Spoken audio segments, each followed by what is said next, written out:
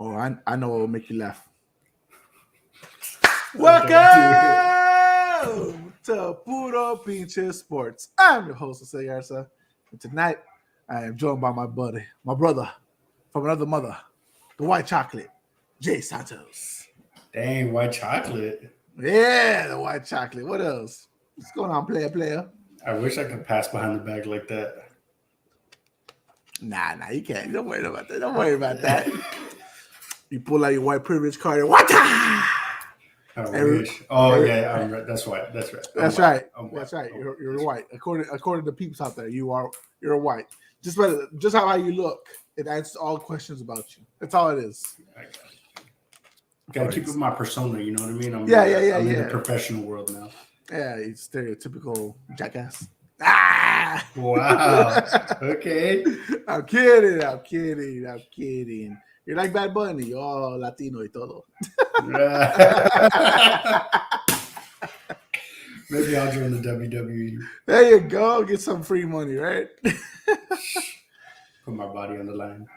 But anyway, speaking of some fights, some in-ring competition. We're not talking about WWE, obviously, but Jay, we just had a nice weekend. We had a lot of in-ring action. One championship, 2 days boxing, in a row. UFC. I mean, damn, bro, damn. It was a good week. A very good week. I mean, Jay, let me throw it to you. What do you want to talk about first? Like, who do you want to talk about first? You want to talk about the one championship card, UFC 288? Bro, we got to talk about Demetrius. Oh, we got to talk about the one, the only Mighty Mouse, DJ Demetrius Johnson. Go ahead, talk to me. What a beautiful fucking fight, man. He just played that shit out so well. He was so relaxed the whole time.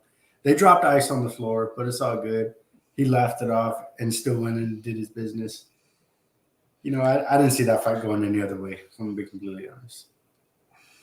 I mean, it's Demetrius Mighty Mouse Johnson, bro. Trilogy fight, just trying to one-up the score some more against Adriano Moraes. I mean, the guy who knocked him out 2 years ago with a nasty knee, a grounded knee, which is perfectly legal in one championship compared to the UFC where that would be illegal, a la Jan versus Sterling. Right? Hey, the tale of two tapes, brother. The tale of two tapes. I will say, what is his name? The guy he fought. I already forgot his name. Adriano Moraes? Yeah. He didn't look as good as he did the last two fights. Yeah. He looked a little worn out by like round 3. He was already breathing heavy, kind of not really looking the way I anticipated. But hey, I mean, it is what it is, right? I mean, you look at what fights 1 and 2, he looked like he wanted it more. He looked like he was, he the chance to beat DJ, it was there, and then to try to retain the title, all that. And then I guess because he got knocked out the last fight, I don't know, man. I just came in the whole fight. I just felt like he was fighting timid. He was trying to hold himself back from his best potential. Maybe he was like, well, fuck. Now that DJ actually got me, because DJ got him back with a knee, in the rematch. Now he's scared. Now he's worried, like, God damn, this little guy who is known as the best 125er, possibly the best 135er, just, knocked me out the last fight. Fuck it. Maybe he's going to do it again. Maybe I got to be more a little defensive. That's not the way to do it if you already won in a certain way. Yeah, I don't see why he changed that up. I mean, DJ definitely pushed the pace, and it worked out in his favor. There was a couple of rounds that maybe you could have gave the other way, but honestly, it was a pretty one-sided fight. I think you and I were still texting about it, like while it was happening, but it's pretty one-sided. On the other hand, you know who I'm gonna talk about. Talk about it. Say his name. Say his name. Went from poor Tang to rich Tang. Got the $100,000 bonus too. Man, that was a bad fight, man. That's a bad dude. I'm not gonna lie. Jay, let me try to not pronounce his name correctly. I'm gonna butcher the fuck out of it. Ratang. Juma Unangun. Hey, good I enough. tried my Good enough. best. My God, this man is a insane Muay Thai fight. Now, he fought DJ before. It was a kind of mixed style fight. DJ won, but if it was just Muay Thai, I don't think DJ has a chance. I mean, you But saw how smart he is, man. Shit. Oh boy was like throwing the same elbow and the same exact like spinning back fist and trying to catch him with it. And I was just like, boom. he's gonna catch on to it. And as soon as he grabbed his hand and he went for the spinning elbow again, he woke up laying down. Oh, he woke up to the left elbow freaking coming right into his face. Like, but happy Cinco de Mayo. I'm just saying, like you walking in there representing Mexico and bah, you fell. To be fair, a really shitty person to fight. He got the shit under that stick. I mean, good for you.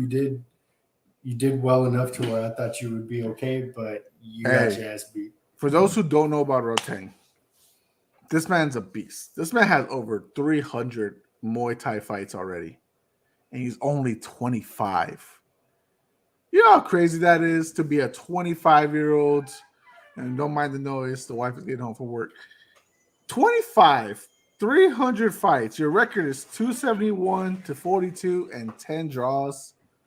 Bruh, that's nuts. And this man's a killer against basically anyone that steps in the cage with him.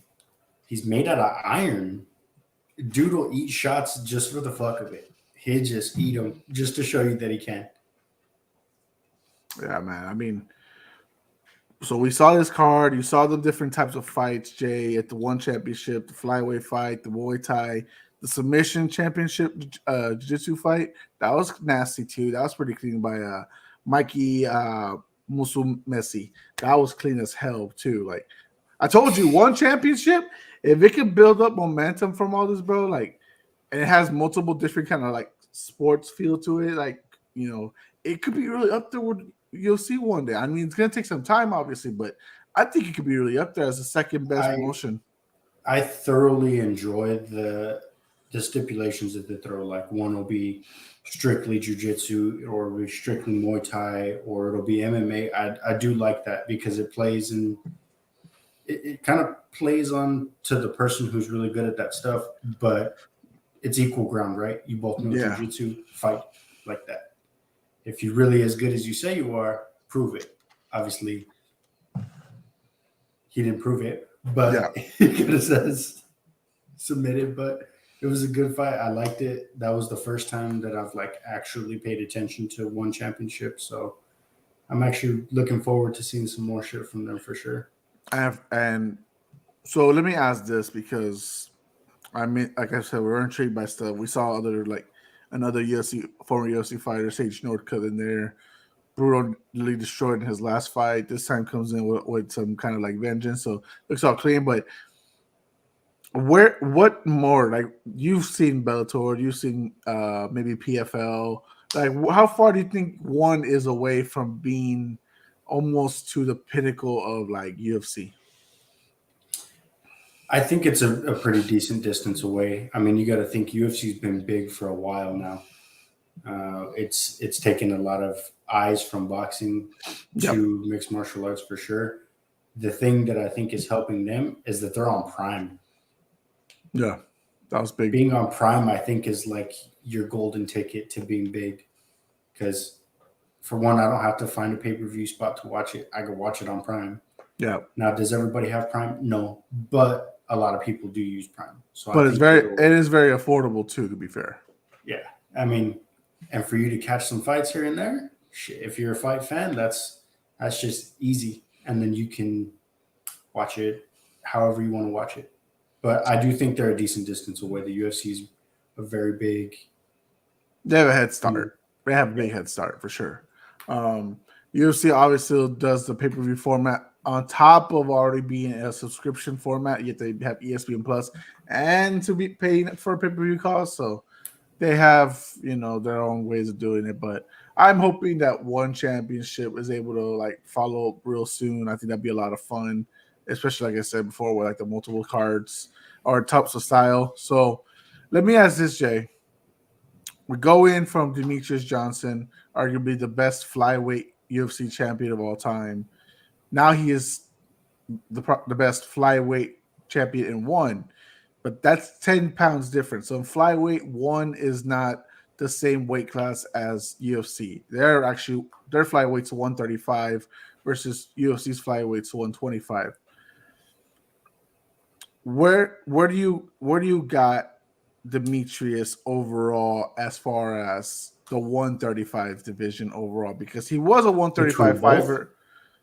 Well, because we know he's the greatest 125er, right? I think so. Easily. But 135.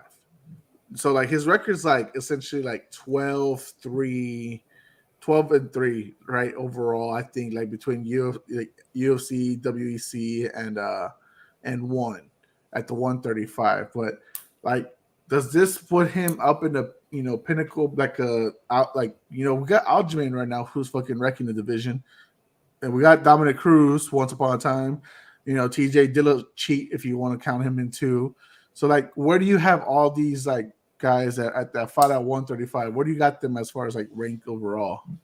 Damn, if I'm gonna do it, even a Uriah Faber, you can even put in there if you want to. I mean, he was good too in his time. He was definitely good. Now, would I put him in there with them? No, I think I would probably put TJ over him, even though TJ is a cheat.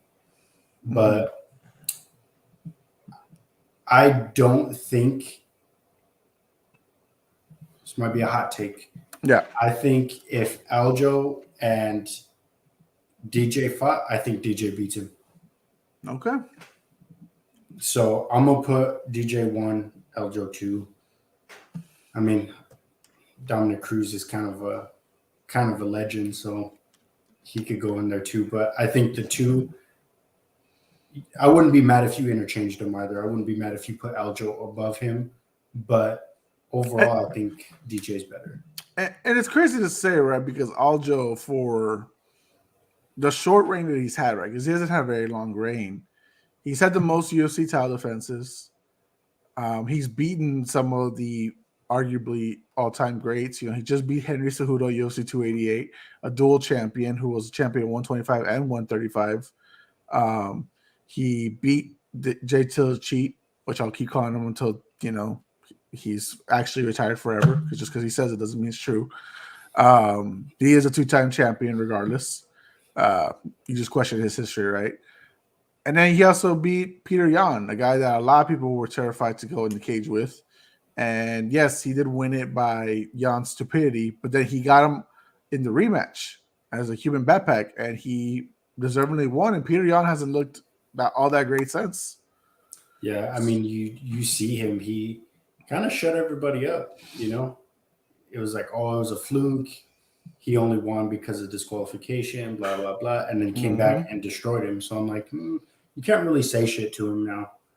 Now, beating Henry, I'm not going to lie, Henry looked real good, if I'm going to be completely honest. Being out for 3 years, I mean, he's no John Jones, but I do think he looked good coming into that fight. I hope he doesn't retire. I would like to see him fight somebody else, maybe get that fire built up again, but well, he threw out the challenge to Aljo's teammate Merab. Merab would be the number one contender for the bantamweight division if his own teammate Aljo wasn't the champion. So, I mean, that could be. I mean, if you're trying to get your way turned around really quick back to Aljo, beating up his teammate would be one way. But I mean, let's go into it. UFC 288, Aljo Sterling versus Henry Cejudo. How did you really feel about Henry Cejudo's return after like 3 years of hiatus? Because ring rust is a real thing. Not everyone can be very technical. And I told you over the text, before the fight, when you first asked me who do I got, I said Aljo because I don't think Henry going in now as a married man, a dad, it takes a different mindset. The killer instincts you once had maybe as a single man is a lot different now. And I think we saw that really happen in the cage. And even in this post-fight interview. But overall, what did you think of Henry Cejudo's performance? I thought it was good. I didn't foresee it going all the way to the end. I think I told you round 3 is when I saw it ending personally. But he made it to the end. I think that shows a lot because Aljo's no chump either. So going in there, to be fair, Aljo did put more of a beating on him than he did to Aljo. So, I mean, you can take that for what it is. But I do think Henry looked pretty decent. 3 years off, family, married. I think he looked all right. Mm-hmm.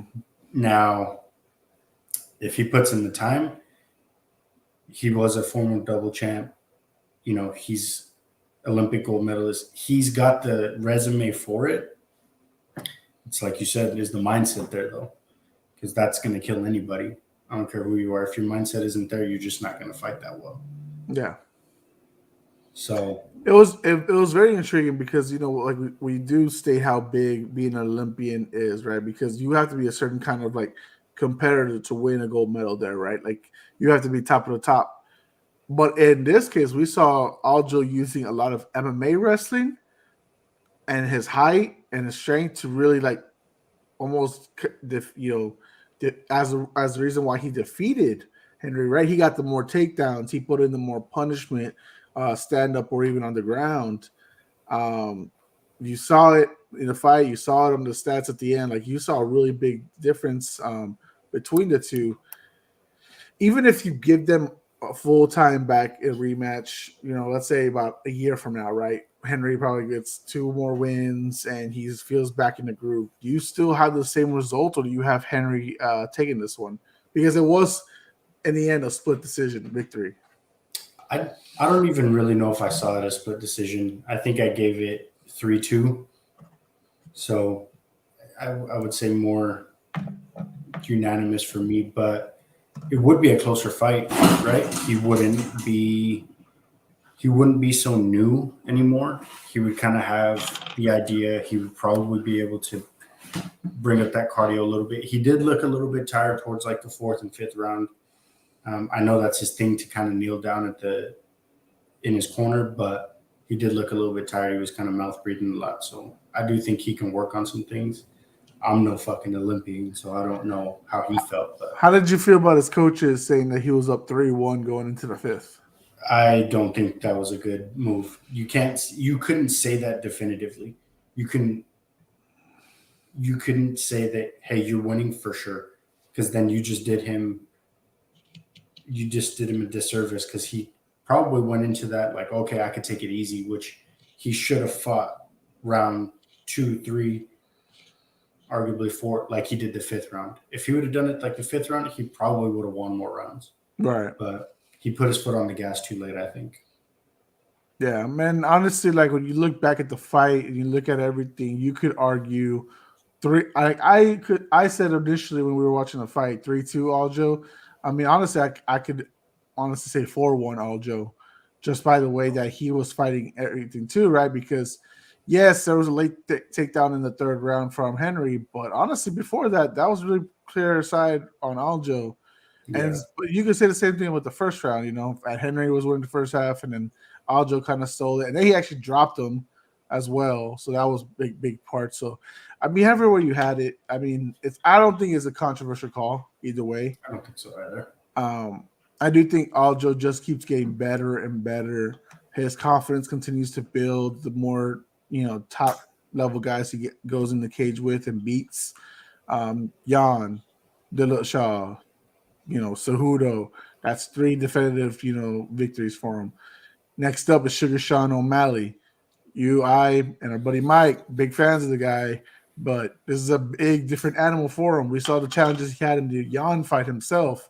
How do you feel about the potentially by September or August we'll see, you know, Sugar Sean O'Malley versus Aljamain Sterling?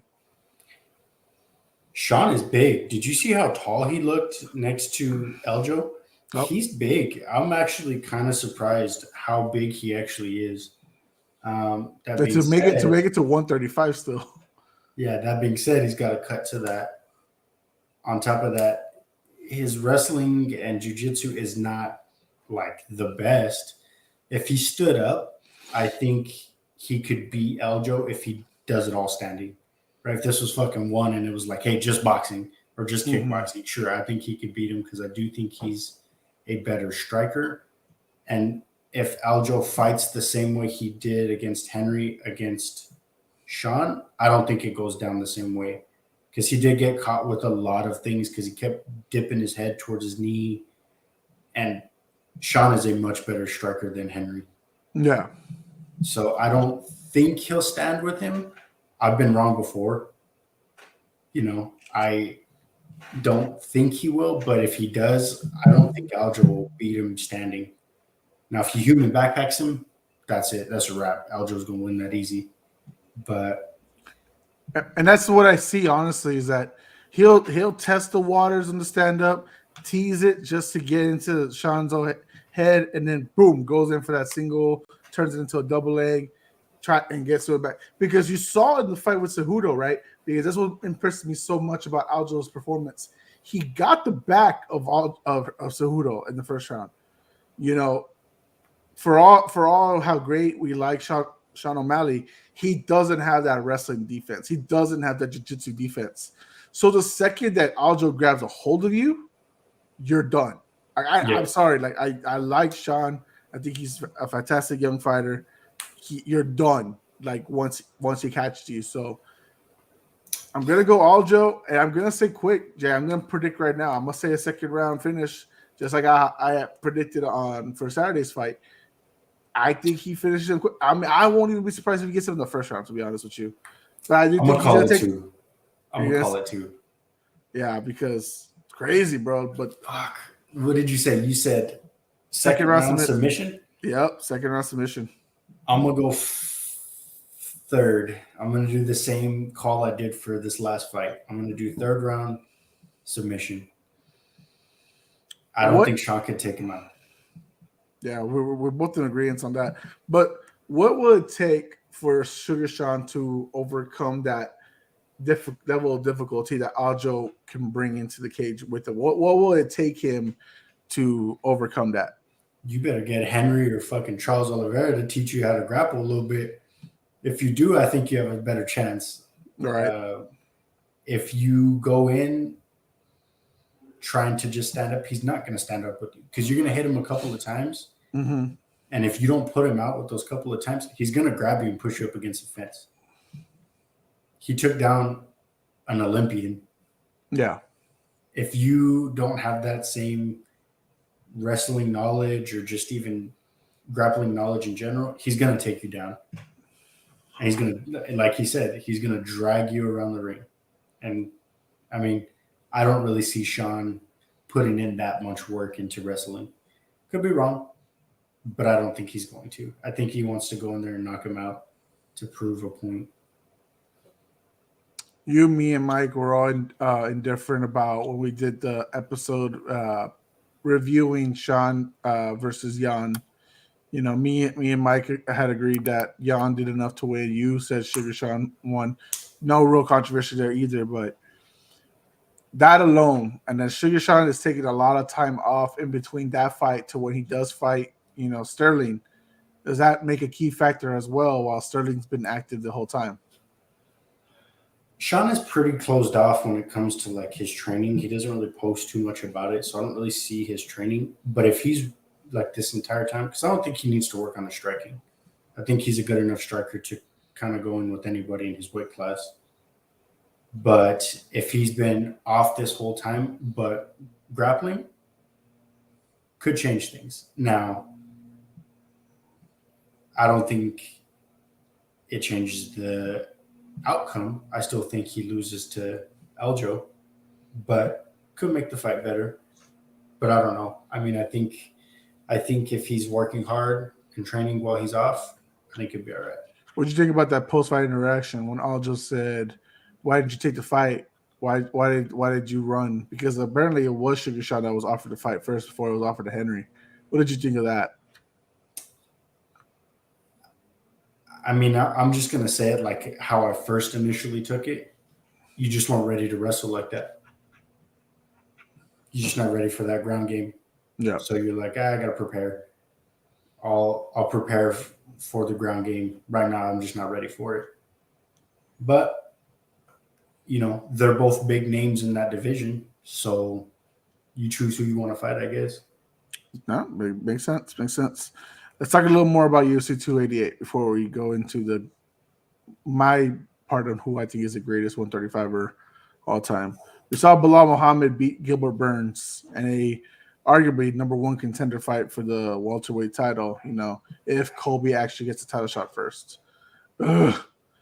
Gilbert Burns gets hurt in the first round. Can't use his left arm for the rest of the fight. Kind of used up as a one-trick pony with just his right arm. How did you feel about that fight, and how do you feel about Bilal's chances against either Leon or Colby? I was a little bit sad, man. I like Gilbert Burns a lot. I was a little bit sad. I was kind of surprised that he took this fight so quick, man. I just watched him like not too long ago. Right. So I get it. You want to stay fresh. You want to stay as conditioned as possible. But I think this fight, he probably shouldn't have took it. Maybe like you said, it was to please Dana. I think that's a dumbass decision because he lost. Could he have won? I think so. But when you injure yourself, what are you going to do? And who knows how this injury is going to play out through the rest of his career? Is it going to affect him forever? Is it just like, okay, it was just that one fight and now he's got to recover a little bit? I don't think he should take that fight at all. How do you feel about Bilal's performance on his part? He is on Ramadan himself. Took the fight on 2 weeks' notice, so he hasn't had any food. He hasn't really had much of a hydration, but he looked great in there. How did you feel about that? He looked big, man. His legs were big. His shoulders were pretty big. So, I think he looked how I would expect him to look. He looked like he was prepared for it. Now, the other way around, I don't know. But I do think he looked good. I think if he fights Colby, I think he beats Colby. What about a rematch with Leon? We saw them fight previously and ended with an eye poke, but it didn't look like he had a shot against Leon in that fight. How would you think a rematch would do this time around? Because he is in himself in a big, huge fight win streak, other than the whole Leon eye poke fight. There's 5 rounds now. Him going into a fight with Leon would be 5 rounds. Which he did this one too, to be fair. Gilbert Burns was a 5-round fight, which is weird to ask both of them to do in a 2 weeks notice. Put them in 5 rounds only, but not 5 rounds at all. I think Leon beats him. I hope he doesn't go for another eye poke, but I do think Leon beats him. I'll even call it now. Okay. I say 4th round TKO. I'll say 3rd round TKO for Leon if they fight. I agree that I do agree Bilal would beat Colby. Colby has this thing where his persona, his character is getting him title shots that he doesn't deserve, right? He just lost in his last 4 fights, he has 2 title shots and they're both losses to Usman. And his wins are arguably against non-ranked fighters. So it just doesn't make sense that he continues to get these shots. But his character loves Trump, right? That's his character persona. And Trump loves Colby and Jorge Masvidal, and they would keep getting title shots as long as they were there. So, and we know Dana's white boys with them. So, yeah, am I calling some Dana White privilege right there? Absolutely, I'm definitely calling it right there. I get it, right? He's got to sell a fight, but he's so fucking annoying. I dislike that dude a lot. So if he fights Bilal, I hope he just strangles him. And then Colby said his fight with Leon isn't happening until the end of the year, so Bilal's going to be forced to wait till next year. Well, you might not want to fight till the end of the year because you're still recovering from Jorge Masvidal knocking out a tooth, but in the streets. But that doesn't mean Leon won't fight Bilal before that. What the fuck? So yeah, or he, like I said, Leon is another big name now too. If he wants to fight Bilal, you can fight him right now if you wanted to. Right? They can set it up for August or September, and if you want to wait your turn, fine. Be our guest. Bilal deserves a title shot anyways before you. So I think Colby thinks he's a lot bigger than he actually is, which drives me nuts. That's the UFC's fault for putting him in that position, for making him believe that he's bigger than what it is. But actually, on that topic of unranked fighters, right? Lopez fighting number 10 for his debut. How you gonna bring up Diego Lopez like that, bro? This man fucking just a stud performance, and even in defeat against Mozart El Volev. Oh God, I'm telling you, these names they get me sometimes. But he almost got the job done in the first and third round. Like, oh my God. And those final seconds of the third round, whoo, had he been in a better angle, oh, tap instantly. He had the knee bar and he claims it wasn't anything to worry about. He did cringe though. Yeah. When he started to crank on it, he cringed. So I'm like, it had to have hurt enough to where you were thinking about tapping. He said the post fight interview, my coaches know. I never tap. But even when I was supposed to, I don't tap. I don't tap. I'm like, what? Shut your bitch ass up, bro. Like, there's no fucking way. Then they put the camera angle on the coaches, and they're like, yeah, bro, come on. I'm like, I was very impressed by that kid, man. He did a great job. I mean, jumping in on short notice to fight number 10. 5 days. 5 days. Okay. That's a ballsy move because, I mean, that's ballsy on both of them because if number 10 lost to a brand new guy, you just got your shit yanked from you. Could you argue Diego Lopez deserves a rematch with just more prep time? How would that fight? Like, would he win the fight if they gave him more prep time? I think so. Did you see how many submissions he went for in the first round? Well, I mean, to be fair, too, like to Mozart's defense, right? Like he also had a 5 days notice, right? Like, yeah, he was prepping for a fight, but a whole different fighter, right? Like now he's going for a guy who's fully on the ground game, fully jiu-jitsu. And I mean, we don't know what it will be for both on a full camp, knowing each other's strategies. But I mean, I'm looking forward to Diego Lopez's continuance. He's 28 years old.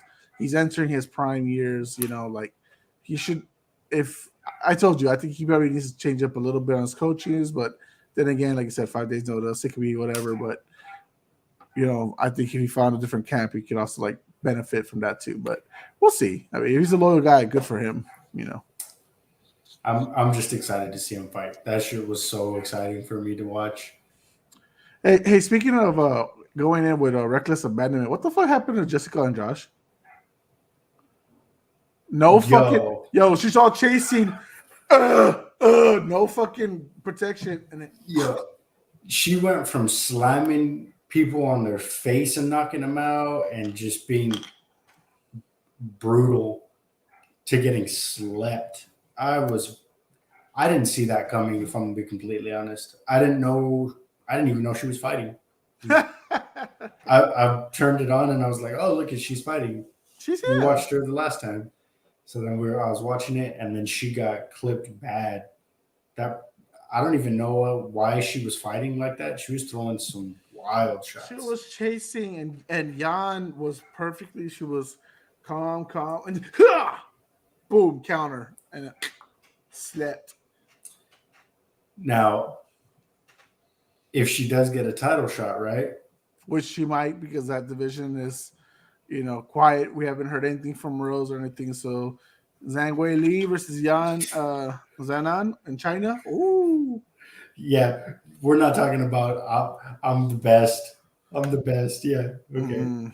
No, she's probably regrowing her hair somewhere.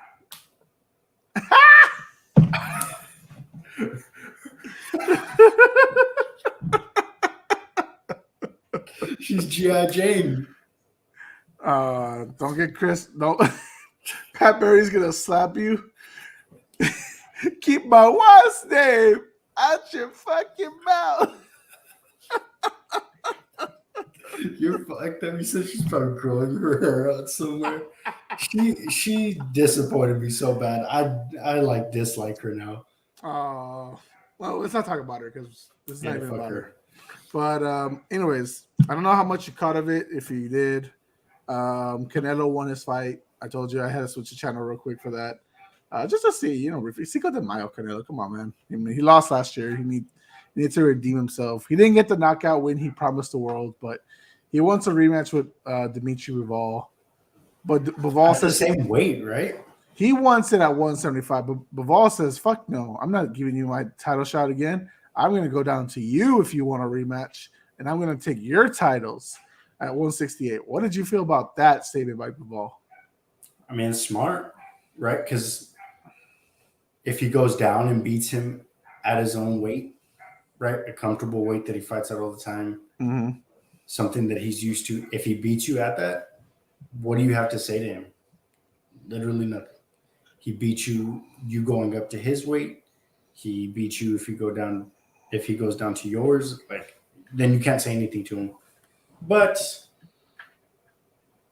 I think it's a cop out on both ends. I want to go to your weight so I could take your title, but I want to go down to your weight so I don't lose my title if you do beat me. But if I beat you, then I get your other one too. Yeah. So I think it's a cop out either way. I don't know. What do you think?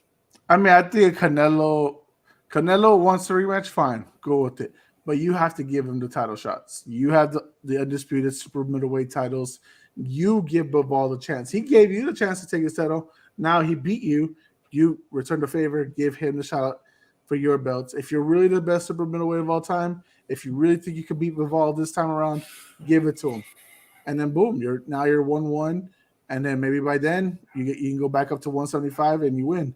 But I don't know. Bivol did not look like he was worried about him. He wasn't scared the first time around. Canelo, we do know that once he loses, he does improve a little bit, or he even is close to a loss. He does improve, as we saw with Triple G in that trilogy. So we'll see. I mean, it'll be very interesting.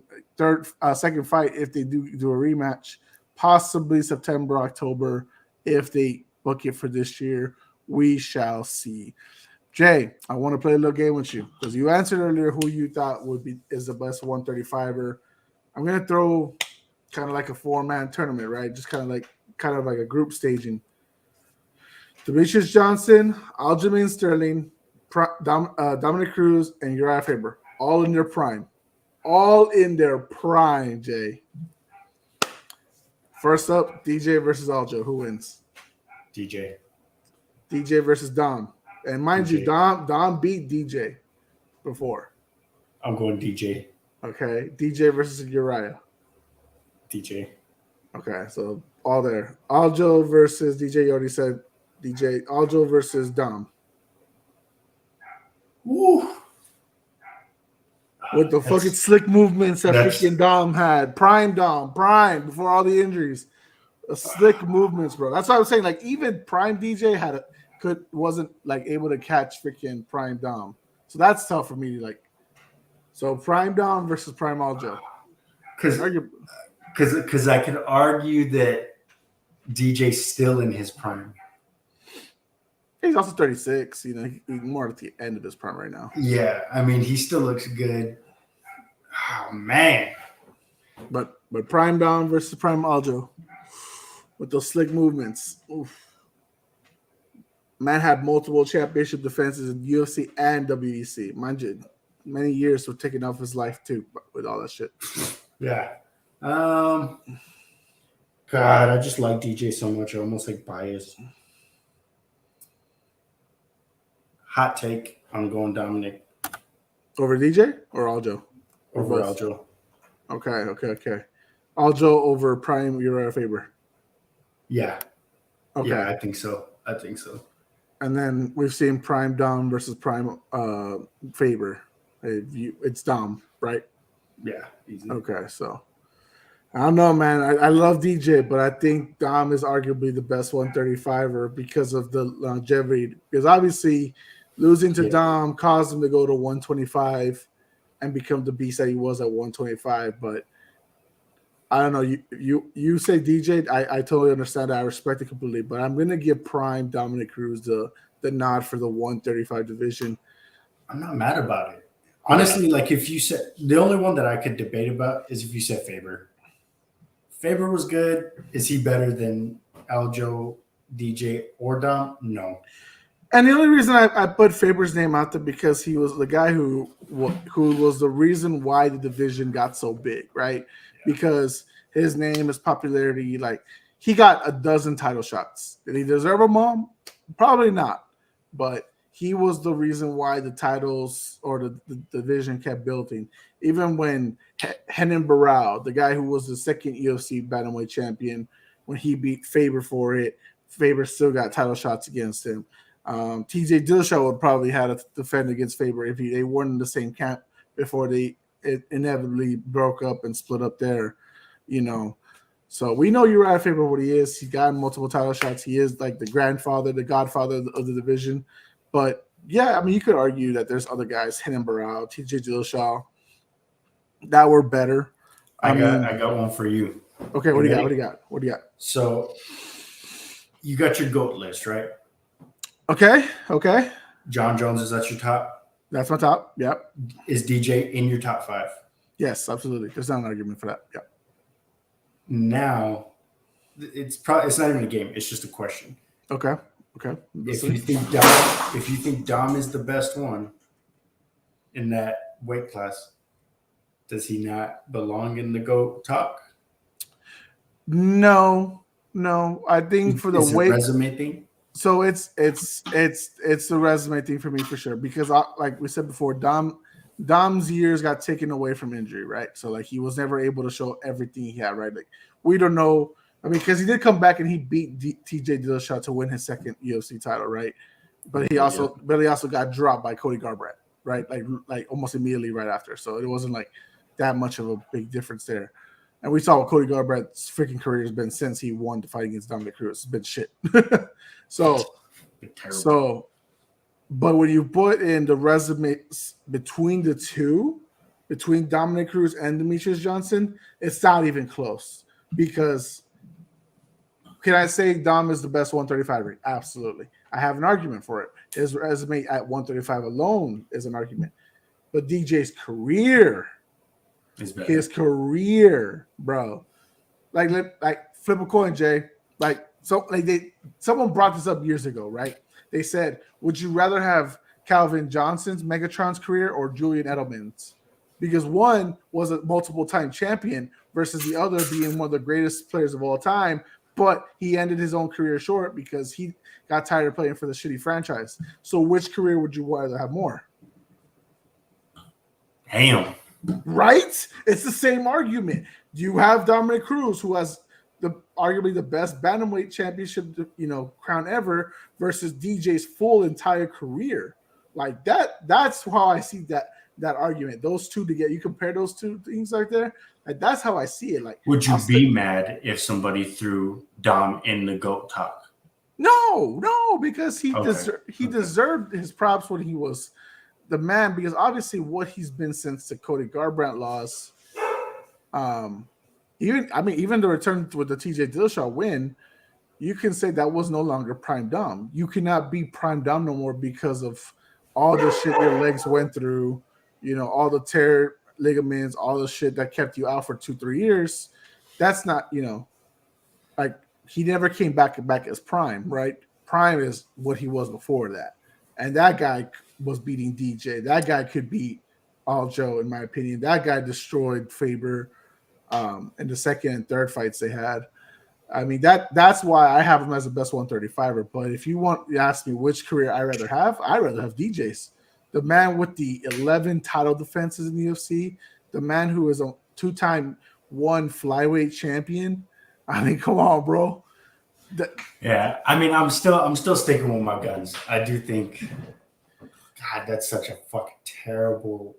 Well, because when DJ fought Dom, he wasn't even prime yet, right? So if you put at a point, let's say after DJ lost to Cejudo, right, and then went to 1, and then he won the title immediately, you put that DJ versus prime Dom, the experience that DJ has gained since the prime Dom that what he was, bro, those two clashes are amazing.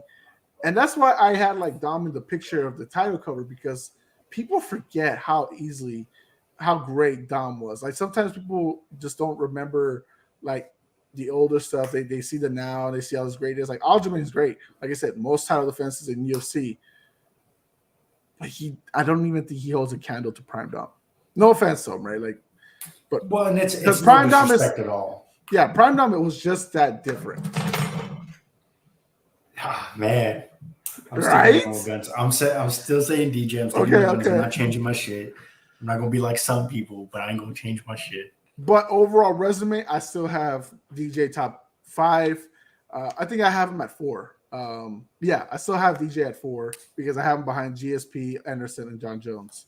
I'm not Daniel Cormier. I'm not going to use a cop out of, oh, they got caught cheating. Silva's prime ended when he broke his leg. So whatever happens after that, I don't give a fuck. GSP double champion, good for him. John Jones double champion. He got caught with cocaine, bro. Like, okay, I'm not gonna be crying about the little metabolisms or whatever the fuck was in his body that was apparently steroid related, but then USADA proved it or whatever the fuck that shit was. I don't care. I'm so upset that you put that fucking thing in my head now, because now it's never going away. I'm sitting here and I'm like, what would I rather have? Megatron's career or Julian Edelman's? That's such a good fucking example. It sucks, right? Because it's like, I'd rather have like I asked people this and they were like, oh, I'd rather have Megatron. Bitch, I'd rather celebrate 3-4 times being a champion. The fuck you talking about? I mean, if we're going off of strictly just like bodies, right? Like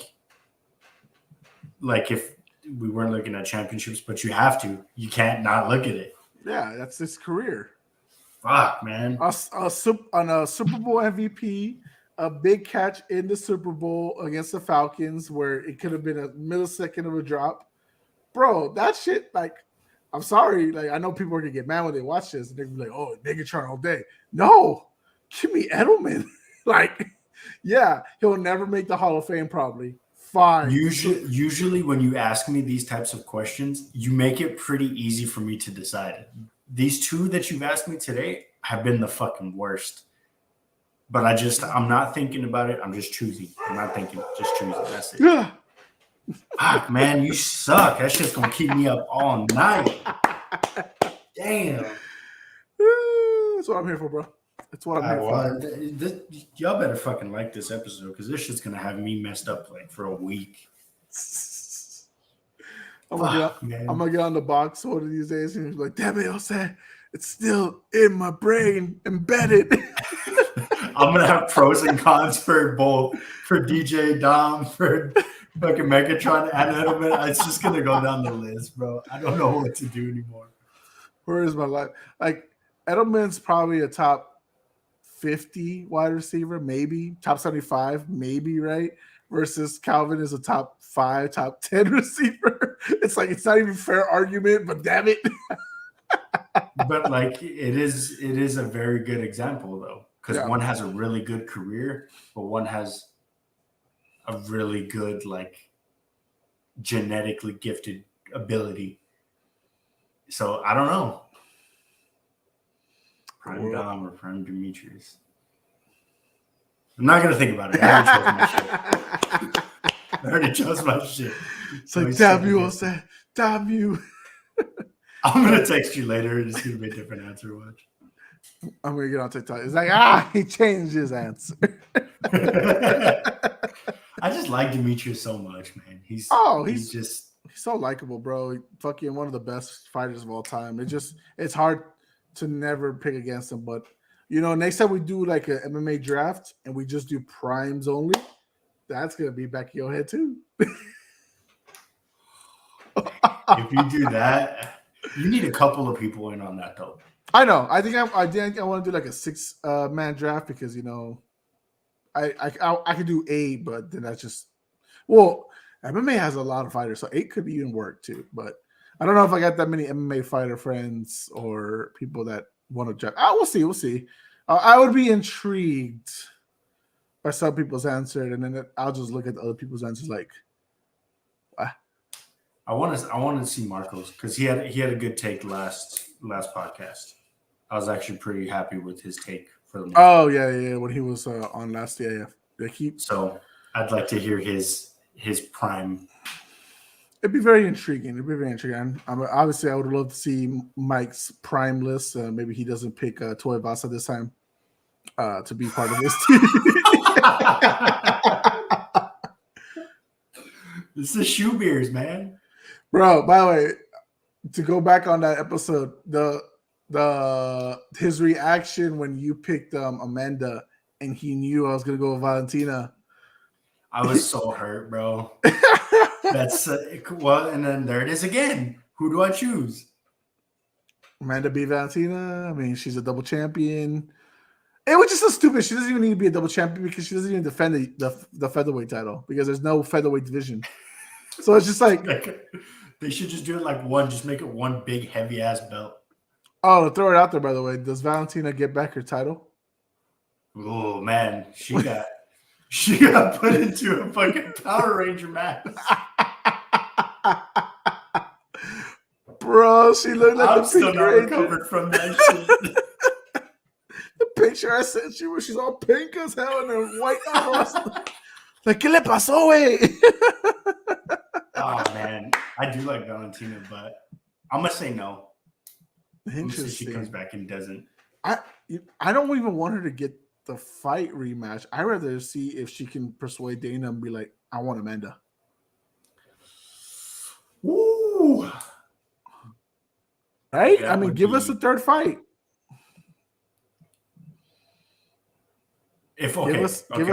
I know this isn't even a talk right now, but if they do fight, right, say this does become a thing, who you got? Give me Valentina on the third one to avenge her 2 losses. Yeah.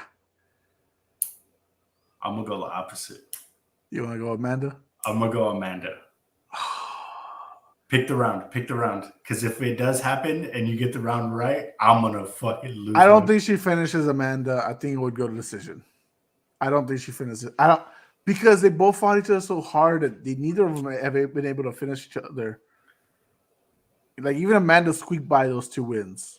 So if I have to give a round, like decisions out the question, give me the 4th fucking round TKO. No, you could go decision. I wouldn't say you can't go decision. I'm just saying. Like if we did take out decision, I'm gonna say 4th round TKO would be the lucky round. That's what I would choose either way.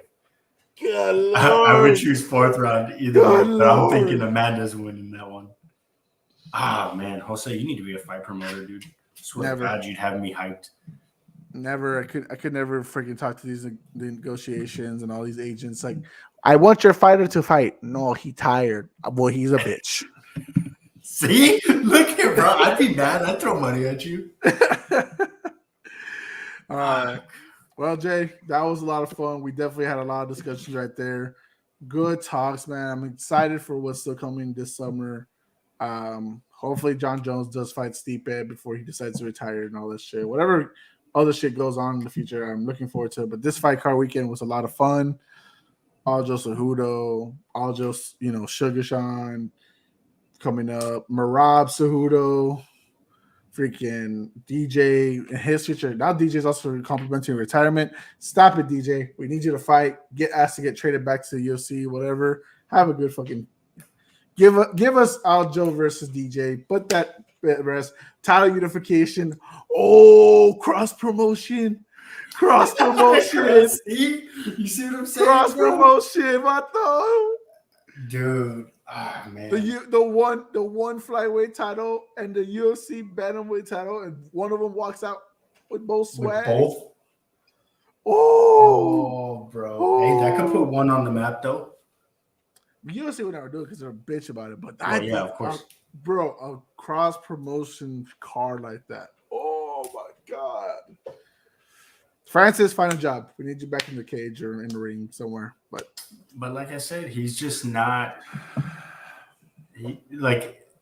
Is he worth the money? I think he'd bring a lot of eyes in, yeah. But I guess even if it was even if it was a one fight deal, you can. I mean, you would have to take him into one. That's the next biggest championship, and anything that could afford him, right? I mean, he's in talks apparently with PFL. They might sign him big too.